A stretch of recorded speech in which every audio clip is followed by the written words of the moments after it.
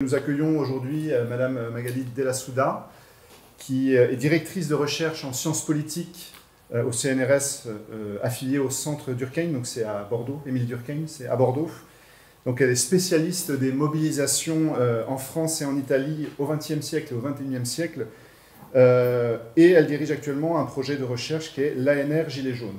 Alors je ne vais pas aller dans les détails de tout ce que vous avez pu faire, mais ce qui nous intéresse ici, c'est que depuis novembre 2018, elle coordonne l'enquête collective menée auprès des Gilets jaunes, et elle a travaillé avec Pierre Robin et Jean-Paul Lefebvre sur un ouvrage qui s'appelle « De la valse des ronds-points au cahier de la colère » aux éditions Rebellio. Et en fait, c'est en gros un ouvrage dans lequel on croise les regards de certains universitaires, certains Gilets jaunes sur le mouvement des Gilets jaunes. Et il y a toute une analyse, et c'est dans ce contexte-là qu'elle dirige une thèse, notamment la thèse d'un étudiant qui s'appelle Samuel Noguera, qui travaille sur les cahiers de doléances girondins, les doléances girondines. Voilà, ces cahiers de doléances qui mettent en lumière notamment toutes les transformations démocratiques et les aspirations de la population, au moins de Gironde. Évidemment, les cahiers de doléances sont des cahiers de doléances sur toute la France. Et donc c'est ce dont on va parler ce soir, en précisant que Madame Della Souda ne vient pas ici en tant que partisane ou en tant qu'affiliée à Solidarité et Progrès. Non, elle vient en totale indépendance. Et on la remercie d'ailleurs vraiment d'être venue et d'avoir accepté l'invitation.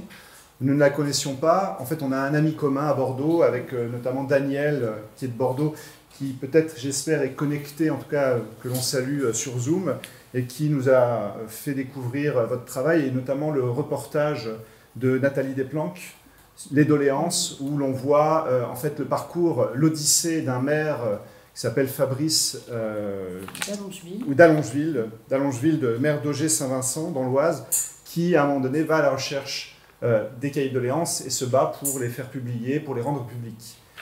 Donc évidemment, il va quand même être question de politique ce soir, parce que les cahiers de doléances, c'est un objet, c'est un sujet éminemment politique qui touche à la question notamment du rapport entre le peuple et son gouvernement et les politiques, justement. Et dans le reportage, en tout cas, moi je l'ai vu, donc il n'est plus disponible en replay, mais en l'ayant vu, moi j'étais touché quand même par ce que ça représentait véritablement comme trésor national, puisque là vous avez des milliers, des millions en fait de documents dans lesquels les Français s'expriment et expriment leur colère, leur demande. Et je pense que bon, Madame Della Souda va aborder ces questions-là. Et ce trésor n'est toujours pas disponible pour le grand public. Il y a encore des questions qui se posent par rapport à leur publication, et je pense qu'il y aura des questions par rapport à cela. Donc la question, c'est de voir si dans notre pays, il y a des chasseurs de trésors, et de voir comment les rassembler pour pouvoir rendre ça et faire en sorte que ces cahiers de doléances puissent être un outil pour la démocratie et pour donner au peuple sa dignité, parce que c'est notre bataille aussi. Sans plus attendre, je donne la parole à Madame Della Souda. Alors tout d'abord, je vous remercie effectivement pour l'invitation qui a été faite par une personne que nous connaissons en commun, qui a eu l'amitié de prendre part à l'enquête que je menais auprès des Gilets jaunes, et avec lequel on a noué des relations notamment intellectuelles autour de l'intérêt pour ces cahiers. Et donc c'est à son initiative que je suis là ce soir. Je suis là effectivement en tant que chercheuse qui n'a aucun lien ni organique ni financier avec Solidarité et Progrès. Vous m'avez défrayé pour ma venue, mais je viens pro bono, comme je le fais quand j'interviens auprès de collectifs citoyens, comme je l'ai fait à Saint-Macaire quand les Gilets jaunes me l'ont demandé, auprès parfois d'organisations politiques, quand j'étais allée à l'Assemblée nationale présenter l'enquête à la demande de parlementaires insoumis en 2019. Et donc pour moi, ça fait partie de la médiation scientifique que de venir restituer un petit peu nos résultats de recherche. Alors je vais vous présenter le plan de la présentation très sommairement. On va faire un rappel d'abord chronologique. Je reviendrai sur ce qu'on désigne et ce qu'on entend par cahier de doléances, pour qu'on soit d'accord sur les termes du sujet. Et ensuite, j'évoquerai plus précisément notre enquête, notre recherche citoyenne menée avec des Gilets jaunes et puis les résultats de la recherche. Alors, le premier rappel chronologique, c'est le suivant. Vous vous en souvenez peut-être même certaines et certains d'entre vous ont pris part à la mobilisation des Gilets jaunes à un moment donné. Cette mobilisation, elle naît sur les réseaux sociaux comme ce que j'appelle une mobilisation de clavier à l'automne 2018. On est dans un contexte où les inégalités socio-économiques se creusent, on est dans un contexte où différents secteurs économiques sont marqués par de la forte conflictualité au travail. Je pense ici à l'hôpital public, je pense ici au transport routier, au secteur de la logistique qui a connu des grèves en hausse depuis 2017. Donc on est dans un moment particulier du point de vue de la conflictualité sociale. Je pense que c'est important de le rappeler. Et puis il y a cette annonce de taxes carbone, de taxes plus précisément sur les carburants qui va, si je puis dire, mettre le feu aux poudres. Cette annonce, elle s'inscrit aussi et elle rencontre des colères précédentes liées à la mise en place des 80 km/h en limitation de vitesse sur des tronçons départementaux. Et puis elle va rentrer en résonance aussi, et ça c'est plus surprenant, c'est un des résultats de notre enquête, avec une insatisfaction sur les politiques écologiques menées par le gouvernement d'Édouard Philippe et sous le premier quinquennat d'Emmanuel Macron, puisqu'on est au lendemain de la démission de Nicolas Hulot qui a lieu à l'été 2018. Donc on est dans ce contexte-là, et cette taxe, elle va mettre le feu aux poudres, et les gens vont se donner rendez-vous le 17 novembre 2018. C'est l'acte 1 des Gilets jaunes. À ce moment-là, il n'y a pas d'organisation syndicale, il n'y a pas de parti politique. Ce sont des citoyennes et des citoyens, des habitantes et des habitants de nos territoires qui se retrouvent sur les ronds-points, dans les centres-villes aussi, et ils vont avoir besoin de donner un sens à leur présence. Et je suis un peu longue sur cette première diapo parce que ici, je vous explique comment naissent les cahiers de doléances sur les ronds-points et en manifestation. Des personnes vont proposer de collecter des doléances sur les lieux d'action pour essayer de les ordonner, pour essayer de représenter, ou plutôt de se faire les porte-paroles des colères qui se retrouvent, ou des espoirs, ou des propositions qui se retrouvent à ce moment-là. Et si vous avez vu le documentaire Un peuple, il y a une séquence dans ce documentaire que je trouve absolument passionnante. C'est celle où les gilets jaunes se retrouvent sur le rond-point, dans leur diversité, dans leur hétérogénéité, avec leurs différences. Et ils délibèrent. Et pour délibérer, ils ont besoin du cahier, pour avoir une idée de ce que les gens veulent, de ce pourquoi ils sont là, de ce qu'ils revendiquent, de ce qu'ils réclament, de ce qu'ils proposent. Et c'est comme ça que naissent ces premiers cahiers de doléances. Deuxième acte de la genèse de ces cahiers, c'est l'opération Mairie ouverte, à l'initiative des maires ruraux de France, mais aussi de l'association des maires d'Île-de-France, on oublie ça aussi, qui essaie de remailler le tissu démocratique qui s'est distendu.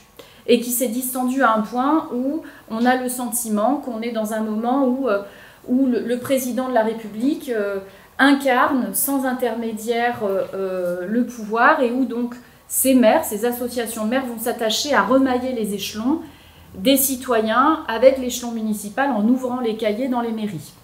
Donc je vous ai mis les dates, 3 décembre, 18 janvier, c'est les cahiers de l'AMRF, des maires d'Île-de-France, pardon, qui vont produire une synthèse en février, et puis un petit peu plus tard, c'est les maires ruraux de France, donc avec Mairie ouverte, qui vont recueillir les doléances et les propositions, et vont aussi confier la synthèse à un prestataire privé, tout comme les maires d'Île-de-France, le 14 janvier.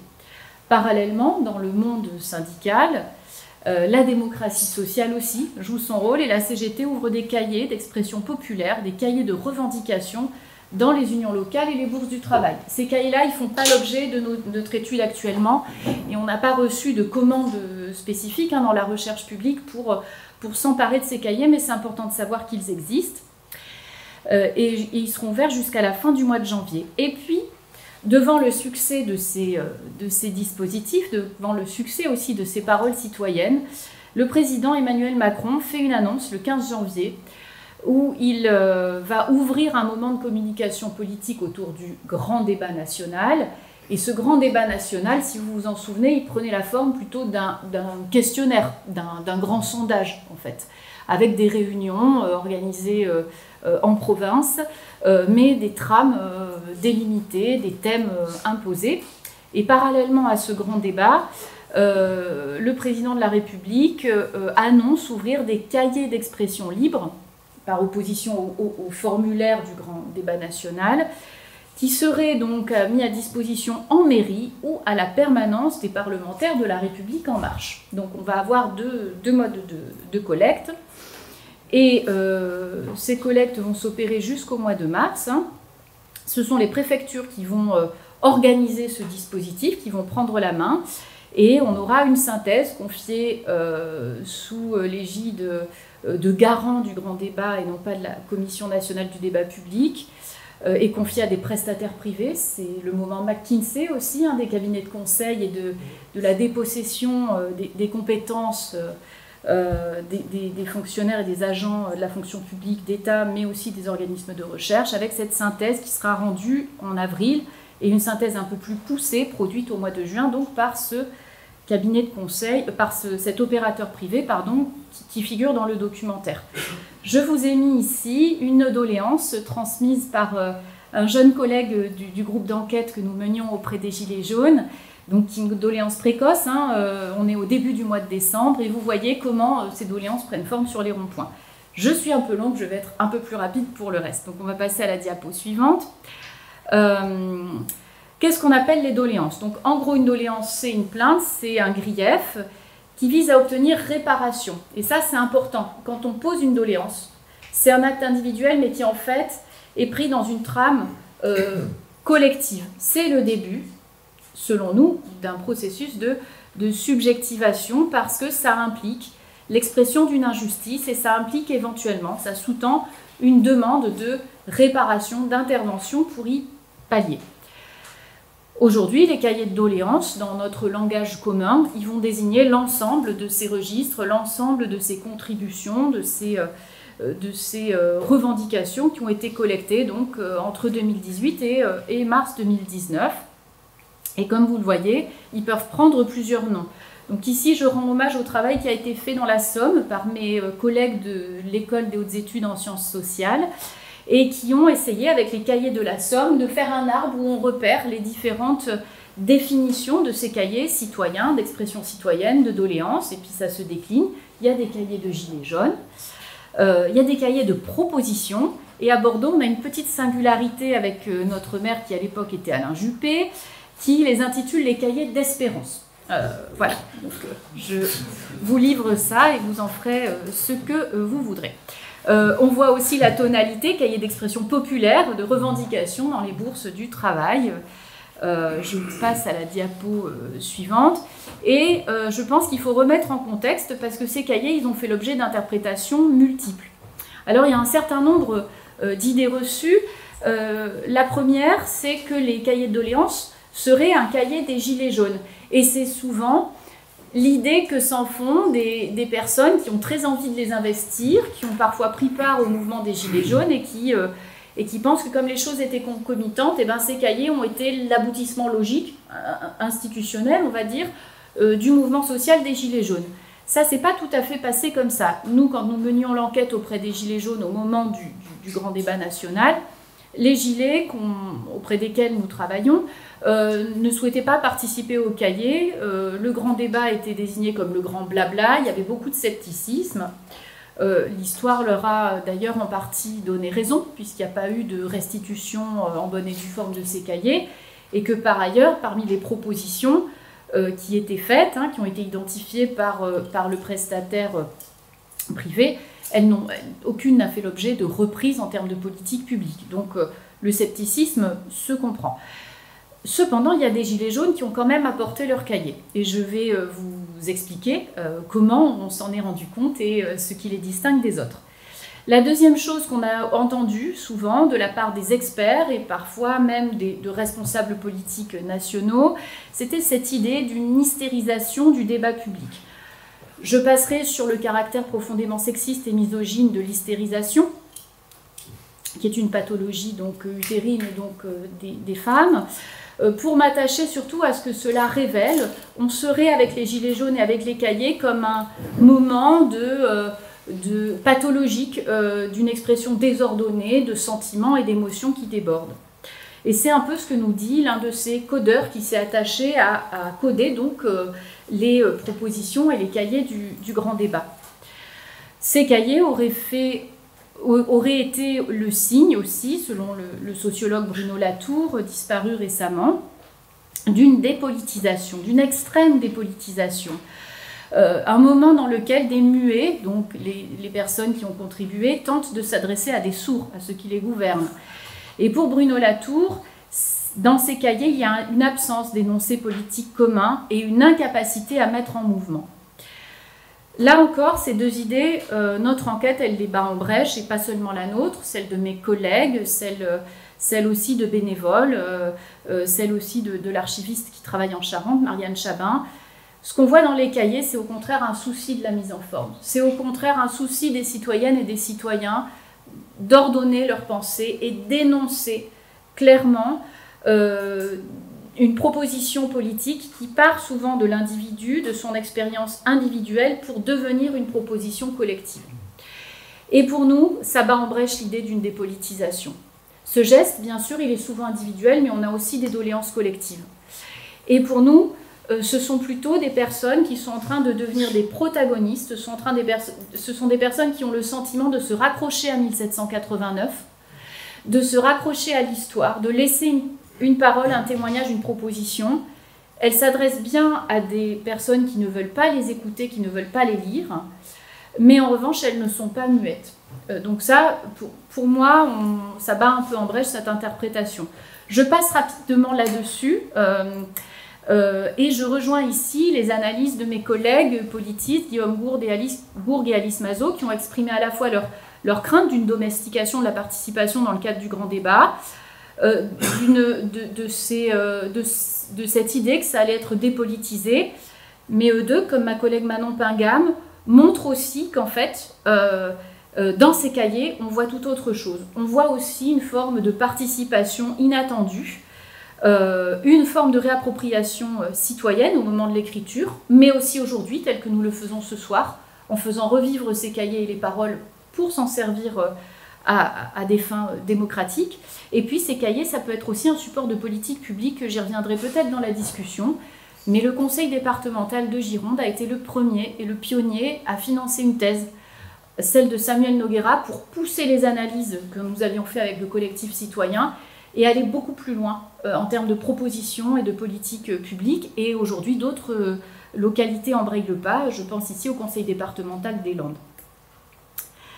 Voilà, donc on est dans un moment pour nous de subjectivation. Donc c'est ce que proposent mes deux collègues sémiologues, Marion Bendinelli à Dole, Manon Pingam dans la Creuse, les collègues de l'EHESS donc. Et pour moi, voilà, cette enquête, elle mérite vraiment d'être menée en se départant de ces idées reçues. Donc je passe à la proposition méthodologique. Et ce que je vous présente ici, je vais passer peut-être un peu rapidement. Cette enquête que je vous présente, elle est née d'une demande de citoyennes et de citoyens, d'une demande de Gilets jaunes. Nous sommes en février 2020, contestation de la réforme de la retraite dite universelle. Le mouvement des Gilets jaunes se réactive, notamment en Gironde. Il croise le mouvement de contestation à l'université autour des lois de programmation de la recherche et des effets de Parcoursup. Celles et ceux qui ont des enfants ici ou des petits-enfants voient de quoi je parle. Et donc, il y avait ce contexte-là où il y avait des amphis alternatifs, et il y en avait un qui était organisé à l'IEP de Bordeaux, sur les assemblées des assemblées comme expérience démocratique, et ce que les Gilets jaunes ont pu apporter comme éclairage donc, sur la démocratie. Et c'est à ce moment-là qu'on me sollicite en me demandant, une question que vous vous posez, où sont les cahiers ? Et je dissipe tout de suite un doute, les cahiers, les originaux n'ont pas été confisqués. Les originaux, ils ont été mis à disposition dans des délais records aux archives départementales. Les archives départementales, c'est un héritage de la Révolution française. Elles ont pour vocation de mettre à disposition du public, des citoyennes et des citoyens, les documents, un ensemble de documents, et c'est très important de le savoir. Il y a une continuité historique qui est le fruit d'une mobilisation des archivistes pour que ces cahiers soient revenus dans les archives départementales, puisqu'au départ, tout devait partir à Paris. Et donc, au mois de février, là, les archivistes ont été entendus, et dès le mois de mars, ils sont consultables en Gironde. Et ce que je propose aux Gilets jaunes, eh bien, c'est d'aller les voir ensemble. Mais pour cela, il faut se former, il faut se préparer. Nous allons le faire avec un collègue, Nicolas Patin, qui est historien. Et on va se retrouver dans un bar, qui était un lieu de rencontre d'un groupe de Gilets jaunes, et on va mettre sur pied notre enquête. On va aller ensemble numériser les fonds, avec l'accord, bien entendu, des services, et dans le respect de la protection des données du règlement des archives. On va ensuite travailler en atelier au laboratoire, en analysant les propositions, en trouvant une méthode, et puis on va ensuite présenter les résultats au printemps 2022. C'est le moment de la campagne présidentielle, et l'idée c'est d'interpeller, de verser au débat public nos analyses. Diapo suivante.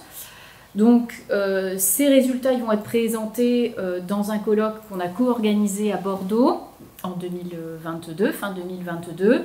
Il y avait des Gilets jaunes, il y avait des collectivités territoriales, les archives départementales, le musée d'Aquitaine. Et l'idée, c'était vraiment de produire un savoir qui soit réplicable, transposable, diffusable à des communautés scientifiques, mais à des communautés citoyennes. J'espère que je ne vous perds pas trop, que je ne suis pas trop longue. La description du corpus, donc c'est devant quoi nous sommes quand nous sommes face aux doléances girondines. Alors, ces doléances, elles sont conservées, donc les originaux, aux archives départementales. Vous pouvez aller dans celles de votre département les consulter. L'accès est libre, il est gratuit, mais tous les documents ne sont pas communicables, ça on le comprend aisément. Il y a une question de données personnelles, d'abord, parce que les gens signent.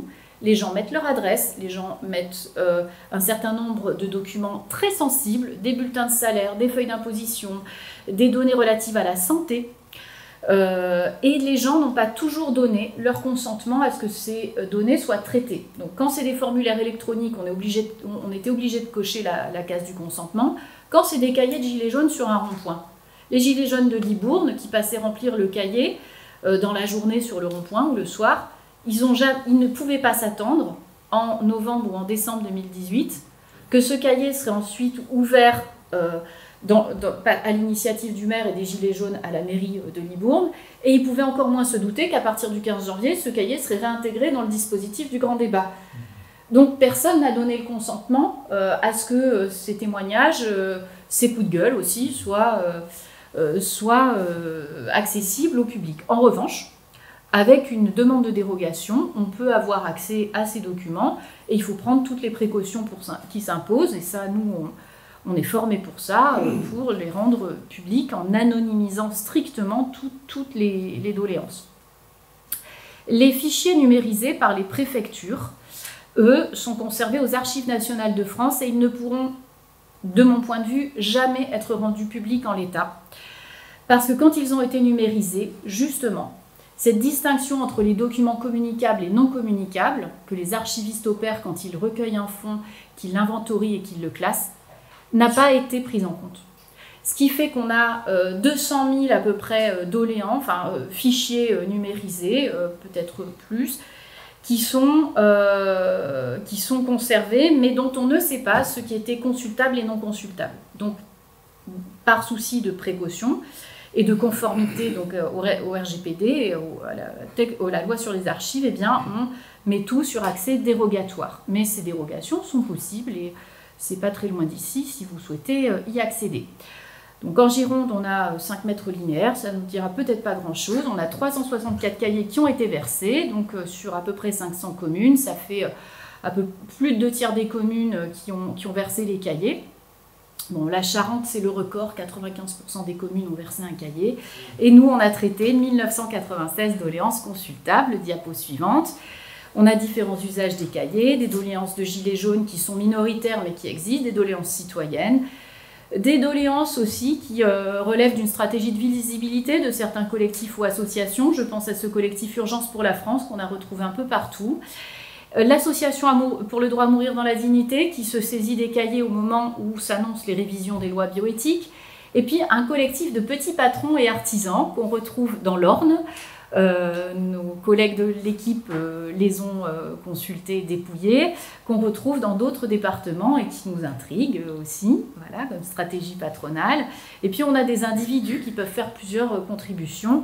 On avait repéré ainsi un graphomane qui écrivait beaucoup. Là, c'est les Gilets jaunes, enfin c'est le collectif citoyen qui a essayé de spatialiser les doléances communicables. Donc il y a un biais ici, c'est que quand on aura toutes les doléances grâce au travail de Samuel Noguera, on pourra mieux quantifier le taux de réponse et le taux de participation selon les communes. Alors qui a écrit les doléances ? C'est comme en 1789, on signe sa contribution dans l'immense majorité des cas. Dans l'immense majorité des cas, on intervient comme citoyenne ou comme citoyen. Donc on ne met pas son sexe, on ne met pas son âge, on ne met pas sa profession, on évite les particularités. Les particularismes, on est dans quelque chose qui nous dépasse. Il y a quelque chose de transcendant, de l'ordre de la montée en généralité.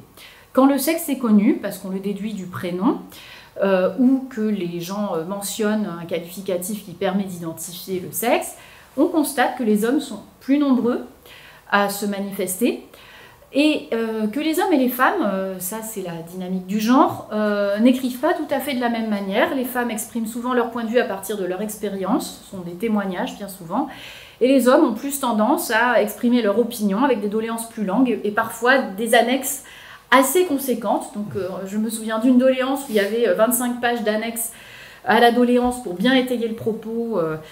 Voilà, ça c'est vrai que pour les femmes, on n'en a pas vu beaucoup des comme ça. On a la mention, et ça c'est important, sur les 160 personnes qui ont identifié leur profession ou leur statut. Beaucoup sont des retraités. Pourquoi ? Parce qu'ils parlent, et elles parlent en tant que retraités, particulièrement touchés par la hausse de la CSG et la baisse du pouvoir d'achat.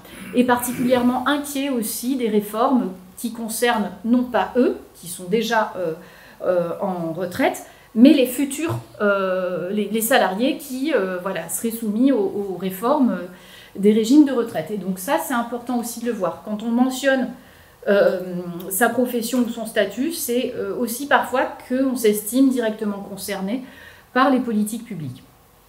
On en a peu qui appartiennent à des cadres, et quand c'est le cas, ce sont essentiellement des professeurs. Ça ne vous étonnera peut-être pas. Et ce qu'on voit, c'est que quand les catégories ouvrières et ouvriers sont mentionnées, c'est dans le cahier des Gilets jaunes, que c'est explicite, là encore, le lien entre la situation vécue, le monde du travail, le monde de ceux et celles qui aimeraient vivre de leur travail et qui en sont empêchés, qui prennent la parole. Et ça, c'est intéressant parce que quand on a un cahier de Gilets jaunes, on voit ici des paroles de personnes qui sont très mal représentées dans les processus de participation électorale, dans les institutions. Et donc ces cahiers, ils sont précieux pour ça, parce que c'est un levier de participation citoyenne en dehors des cadres qui sont excluants pour ces catégories. Alors, que contiennent nos doléances girondines ? Diapo suivante, celles qui sont communicables. Je vais vous faire un petit panorama. Donc là, j'avais fait une petite synthèse des corpus qu'on ne va pas détailler complètement ici, mais l'idée, c'était de vous montrer que quelle que soit la méthode employée par l'équipe de recherche citoyenne et par le prestataire de l'AMRF ou de l'Association des maires d'Île-de-France, qu'est-ce qu'on retrouve en tête ? La justice sociale, les questions démocratiques, la question de la transition écologique qu'on va entendre comme les politiques d'aménagement du territoire, des transports, des mobilités.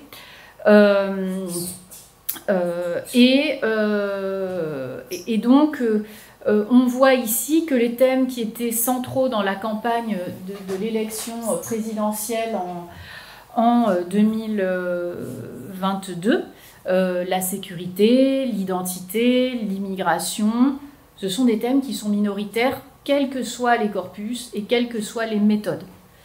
Et c'est très important d'avoir l'objectivation de ce décalage entre ce qui est important pour les éditorialistes, ce qui est important dans l'arène médiatique, ce qui est important à l'agenda parlementaire ou dans les campagnes électorales, et ce qui est important pour les personnes qui ont contribué à ces cahiers.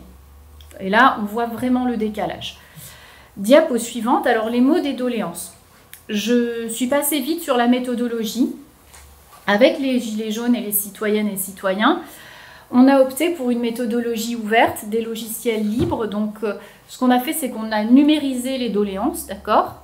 Ensuite, on les a transcrites avec des règles de transcription précises, sur lesquelles je ne vais pas revenir parce que c'est un peu long, mais on les a transcrites à la main.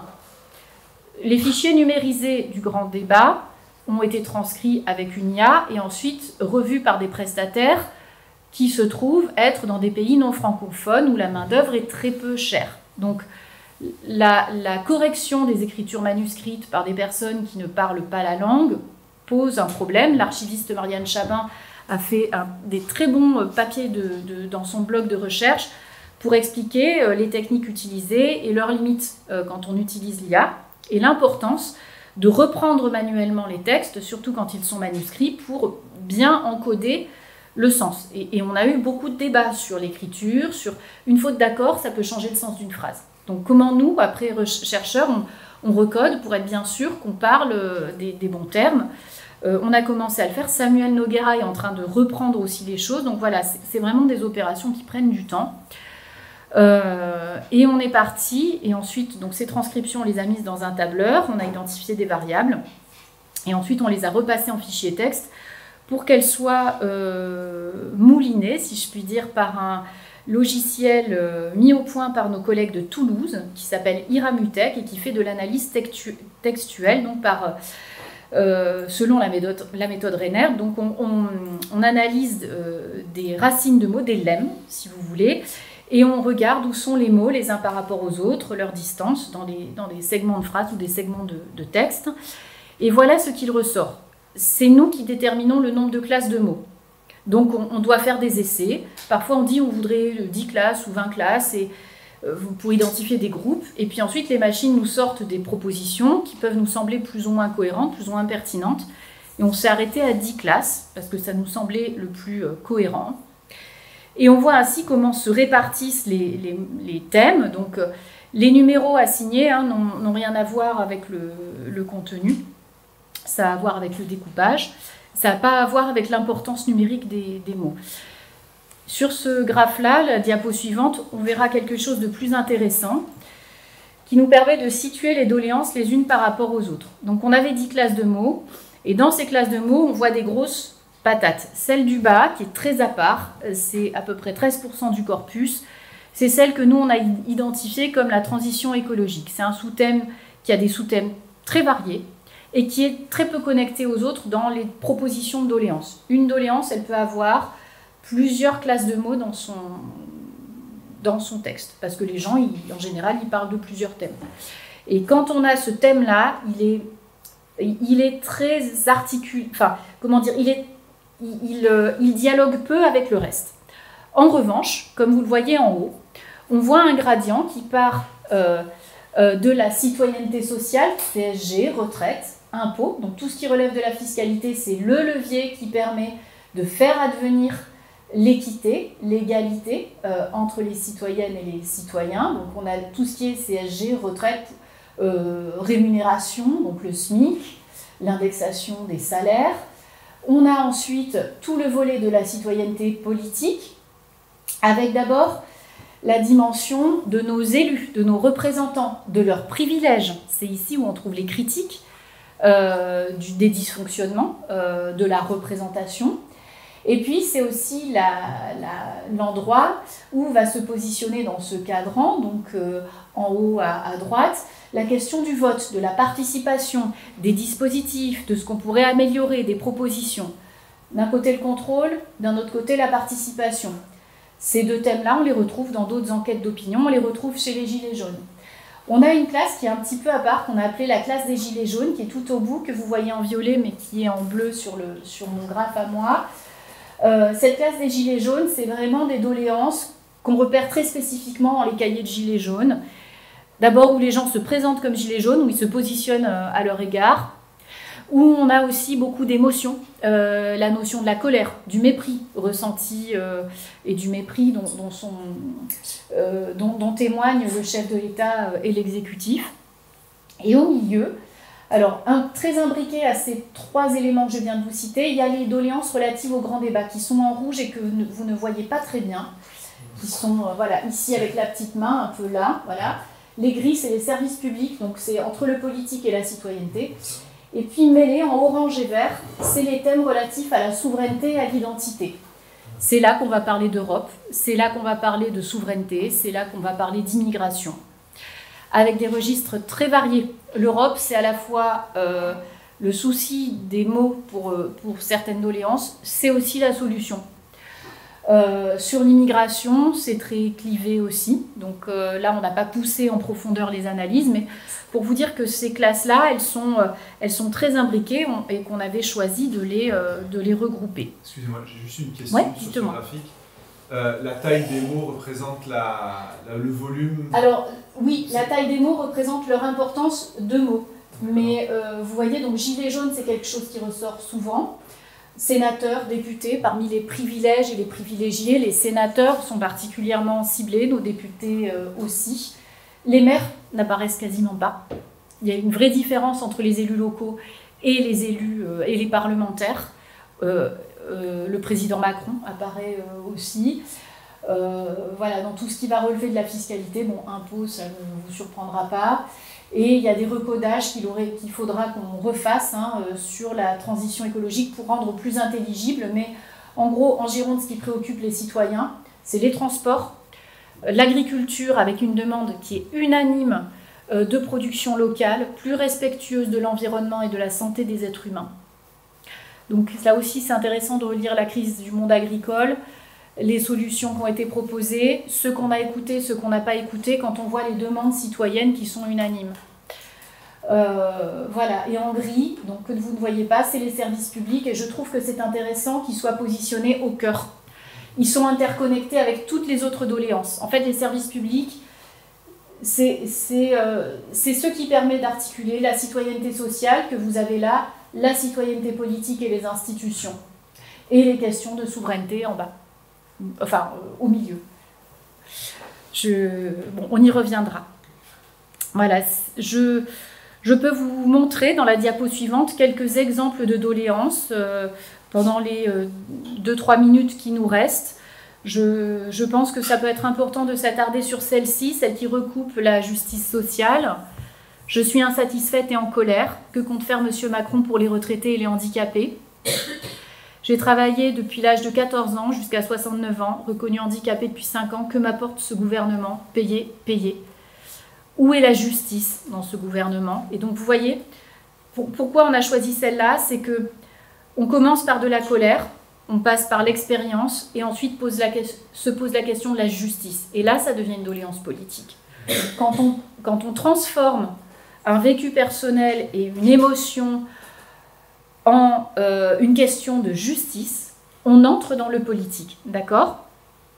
Et on l'a choisi aussi, cette doléance qu'on avait sélectionnée ensemble avec l'équipe de recherche citoyenne, parce qu'elle nous parle du handicap. Et les Gilets jaunes, c'est un mouvement social qui se singularise par la présence des personnes en situation de handicap à la hauteur de leur place dans la société.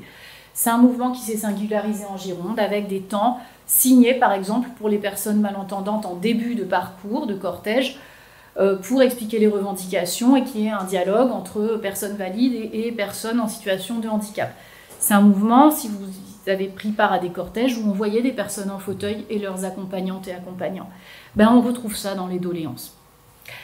Donc ça, je pense que c'est vraiment important de l'avoir à l'esprit. Et dans le cahier d'Audange, ben, on voit des personnes de milieux très divers et des personnes de milieux populaires s'exprimer qu'on voit peu ailleurs. La participation citoyenne, ça aussi, ça me semblait important de vous les montrer, avec les différentes adresses. Celle-ci, elle s'adresse donc explicitement à Monsieur Macron. Et elle demande le RIC. Donc là aussi, c'est quelque chose qui se diffuse dans le mouvement des Gilets jaunes et qui va se refléter dans les cahiers de doléances. Et je trouve que cette doléance, elle est intéressante. Donc c'est une doléance du mois de décembre, hein, c'est un cahier de gilets jaunes, c'est pas une doléance du grand débat. Et elle dit « Je souhaite que le RIC voie le jour afin que la démocratie soit respectée et qu'une justice sociale soit appliquée. » Et on voit comment s'articule la question sociale et la question démocratique via ce dispositif du RIC. On voit aussi des doléances qu'on ne sait pas toujours interpréter, comme le remerciement de cette femme de Bordeaux qui dit « Merci Alain Juppé ». Et on ne sait pas si c'est ironique ou pas, donc là aussi, problème de codage. Et là-dessus, qu'on soit scientifique ou citoyenne et citoyen, c'est toujours intéressant de délibérer. Nous, on l'a pris comme quelque chose de très sincère. Dans d'autres cas, l'ironie est beaucoup plus patente, beaucoup plus visible. On vous a mis aussi, on avait sélectionné ce propos, initiative à saluer, donc les doléances. Je ne suis pas naïve, je pense que vous ne changerez pas de politique, hélas. Et on voit bien la tension entre la lucidité des personnes et néanmoins, c'est comme quand on joue au loto. On sait qu'on a très peu de chances de gagner, mais on joue quand même, donc on participe quand même. On voit la colère, là, avec les caractères en majuscules. La question du maintien de l'ordre, des violences qui sont dénoncées par cet homme à Bourg. Et puis ici, cette femme de la commune de Quart, qui est ancienne élue. Et ça aussi, c'est important, dans ces cahiers, il y a des élus, des anciens élus. Et elle nous dit, après lecture par la haute autorité, il serait respectueux d'archiver et conserver toutes les doléances, que celles-ci puissent être consultées par quiconque désirant en prendre connaissance maintenant ou plus tard. Donc cette femme, elle a aussi la notion de participer à quelque chose d'historique, de participer à quelque chose qui va laisser une trace et qui serait peut-être bon d'utiliser plus tard ou maintenant pour résoudre peut-être des questions démocratiques ou éclairer le débat public. Donc ça, je trouvais qu'elle était intéressante, cette proposition. La diapo suivante porte sur les services publics, je passe rapidement. C'est une grande demande qui traverse tous les territoires, qu'on soit dans le cœur de la métropole ou dans les territoires ruraux très mal desservis, et qu'on retrouve ailleurs dans d'autres départements, dans la Creuse notamment, dans le Lot, enfin là où on a fait des coups de sonde aussi. La suivante, la 4e classe par ordre d'importance, c'est les transports et la transition. Centralité de la question des mobilités dans cette classe de doléances. Une demande de transport public et de leur gratuité. Forte demande et critique de la privatisation des autoroutes. Et on est en pleine amorce de la discussion sur Aéroport de Paris, où il y avait eu toute une campagne pour faire signer donc, des pétitions contre et essayer de promouvoir un référendum d'initiative partagée contre la privatisation qui a échoué, hein, mais il faut se rappeler aussi de ces échecs-là et de cette mobilisation. Voilà, et puis en Gironde, l'agriculture durable, bio, locale, qui est perçue et présentée comme un outil de développement territorial. Je passerai rapidement sur la justice fiscale, qui est la diapo suivante. Et peut-être on peut s'attarder sur la diapo suivante, les gilets jaunes, diapo numéro 6. Le nombre de gilets jaunes qui signent en tant que gilets jaunes, il est faible. Hein. Sur les doléances, il est de 35 sur 1996. Il est faible aussi dans l'Orne. Et pour l'instant, on est en train de faire d'autres sondages ailleurs pour voir un petit peu comment on les retrouve, les gilets jaunes. Quand les gilets sont mentionnés, il y a plutôt une attitude positive à leur égard et quelques doléances expriment un avis très négatif sur la contestation des gilets jaunes. Néanmoins, il y a une classe de mots à part qu'on a repérée, qui compose 8% à peu près du corpus. C'est celle où on va retrouver les signataires gilets jaunes, qui ont des demandes très similaires à celles du mouvement social que nous on a examiné dans une autre enquête. On y voit des émotions très contrastées, le mépris, l'arrogance, la violence du chef de l'État, versus la colère des gilets jaunes, leur courage, le bonheur aussi. Donc c'est aussi très intéressant de voir les émotions positives qui sont mentionnées dans ces cahiers de gilets jaunes. La solidarité, c'est les doléances où s'exprime le cœur du peuple et où on s'exprime avec son cœur. Et on voit dans ces doléances ce chef de l'État, ce président de la République qui cristallise la colère, qui incarnent la dictature, je reprends leurs mots, et qui se réfèrent ici, qui raccrochent directement à la tyrannie d'Ancien Régime. C'est ici qu'on lit la très forte distance entre les élites et le peuple. Dans cette doléance, par exemple, que le président de la République descende de son piédestal et s'adresse sans arrogance à notre peuple. On vous avait mis cette doléance qu'on avait choisie. Le message s'adresse au roi de France, Monsieur Macron. Donc là, le lien, il est très explicite, très évident avec le moment révolutionnaire, avec la tyrannie, avec le monarque, qui joue d'ailleurs lui-même, qui a construit cette image de Jupiter, de président qui gouverne seul, confirmée par sa pratique. Je passe un petit peu, mais je souligne aussi dans cette doléance les contradictions entre l'écologie professée, affichée par le gouvernement, et ce que souligne cette doléance sur l'absence de taxation du kérosène, par exemple, de certains secteurs, le fait que l'interdiction du glyphosate n'entre pas en vigueur, tout comme celle des pesticides les plus néfastes. La question du logement est abordée également, dont on ne parle pratiquement jamais.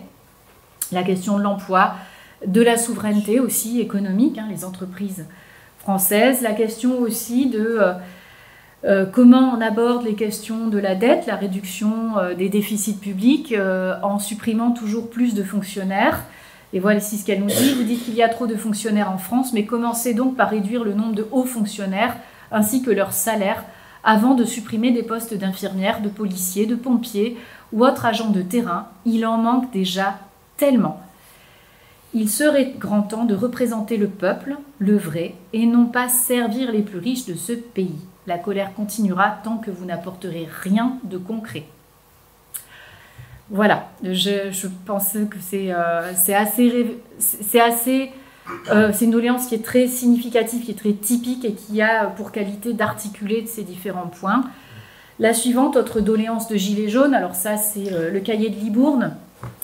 Doléance suivante, où on voit comment la créativité s'exprime aussi. Avis à la population, les moutons noirs en ont ras le pompon. Cette doléance, je ne vais pas vous la lire en entier, vous la retrouverez.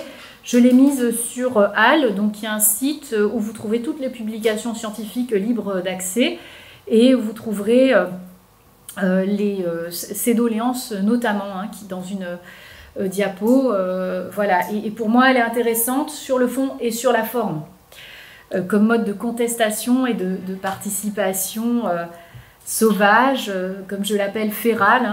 On voulait les domestiquer, on voulait qu'ils écrivent bien dans des formulaires, et puis en fait là, les citoyennes et les citoyens, ils prennent la parole comme ces animaux retournés à l'état sauvage, ces animaux féraux. Doléance suivante, je ne peux pas vous la lire parce qu'elle m'émeut énormément. C'est une doléance qui a été rendue publique par les journalistes de Sud-Ouest très tôt. Et ça, nous ne le savions pas et nous avons été, nous, bouleversés quand nous l'avons eu entre les mains. L'une d'entre nous, notamment au moment du dépouillement, et c'est la doléance qui est lue dans le documentaire d'Hélène Desplanques. C'est la doléance qui est écrite le 30 novembre à Libourne par une maman.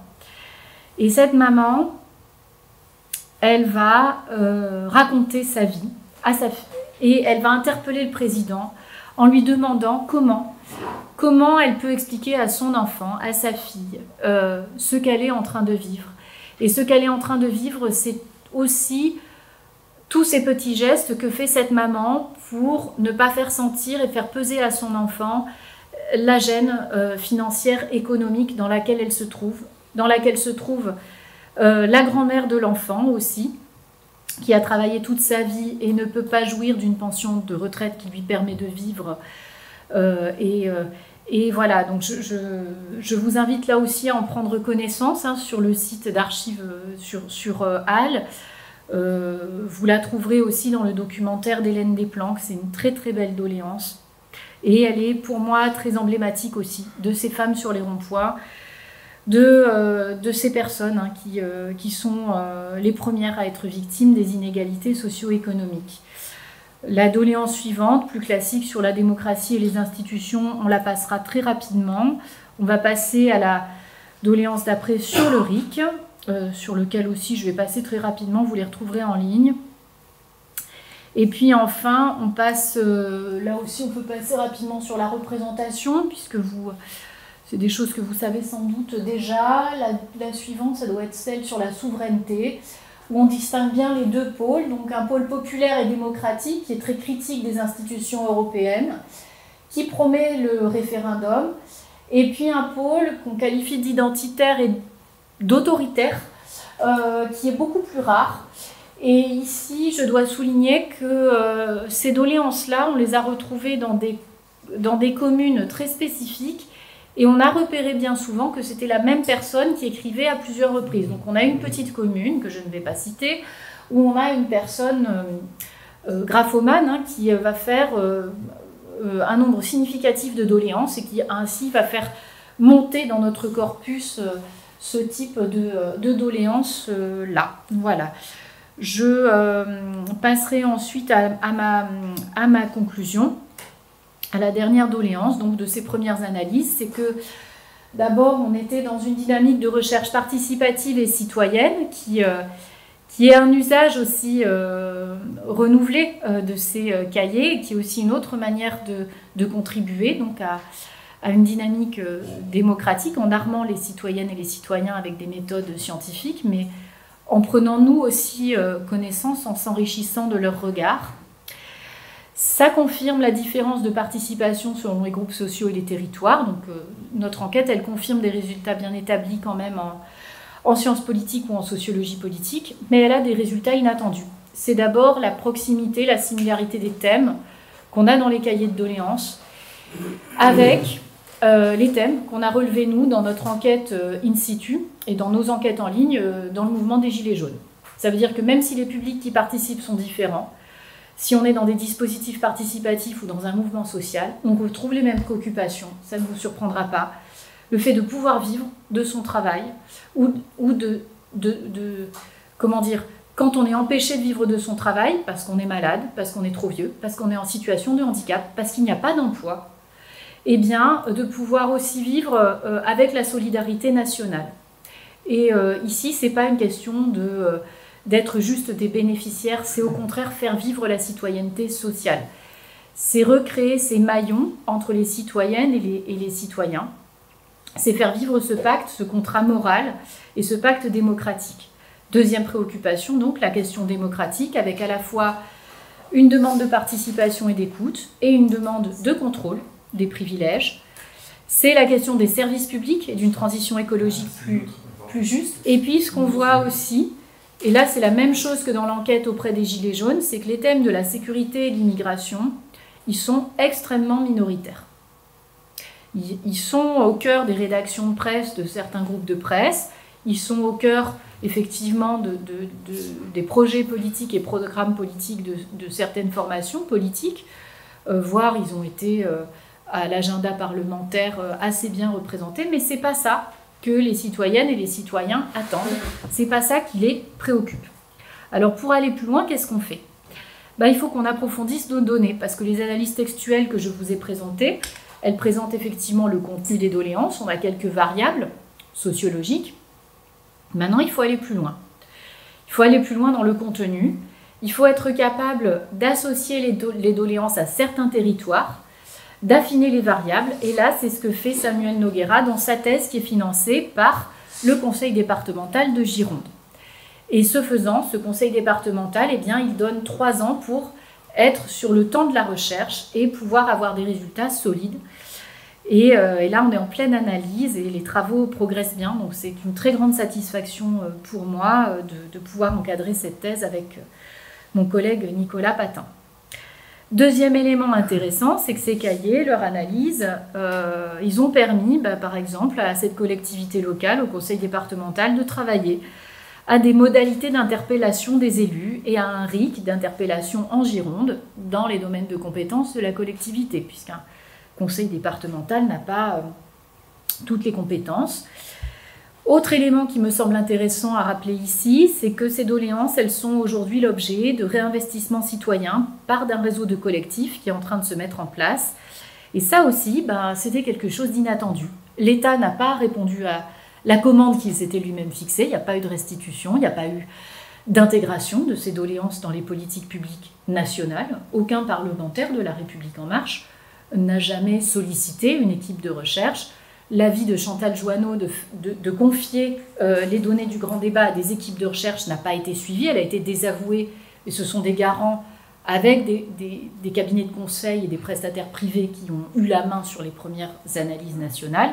Et bien ici, ce qu'on voit, c'est que on a des réseaux de recherche qui s'organisent par le bas, au plus près des doléances, que ce soit avec des citoyens ou avec des scientifiques. Et depuis 1 an et demi, il y a un réseau de recherche scientifique qui s'est structuré.